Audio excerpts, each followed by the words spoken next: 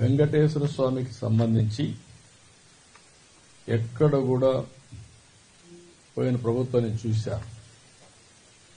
7 కొండలు వెంకటేశ్వర స్వామివి అని మనం చెప్తా ఉంటే 7 కొండలు ఆనుకొని ముంతాజ్ హోటల్కి అప్పట్లో పర్మిషన్ ఇచ్చారు. అదే మరి అక్కడ ఇంకొక పక్కన కూడా ఏదైతే దేవలోకం ఈ రెంటికి పర్మిషన్ ఇచ్చే పరిస్థితికి వచ్చారు. నేనైతే ముంతాజ్ హోటల్ కూడా చెప్పి ముంతాజ్ హోటల్ వేరు మార్చారు. అయినా కూడా నేను వారికి చెప్పింది ఇక్కడ మీకు ఇవ్వలేం, అందుకనే ఇక్కడ 3కి ఇచ్చారు.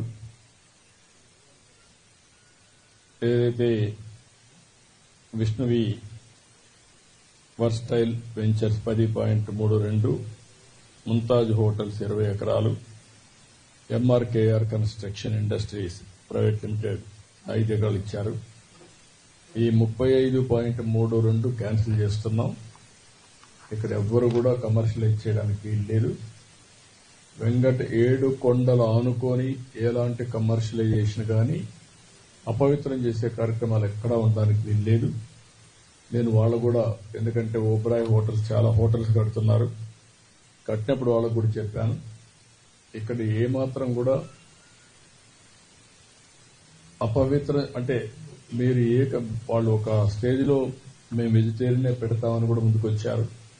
అయినా కూడా నేను చెప్పింది ఈ ప్రిమిసెస్ లో మాత్రం ఎవ్వరూ ప్రైవేట్ వ్యక్తులు ఉండడానికి వీలు లేదు. అవసరమైతే ఆల్టర్నేటివ్ ల్యాండ్ ఇస్తామని చెప్పాం, దాన్ని కూడా వాళ్ళు ఒప్పుకున్నారు. ఏదైతే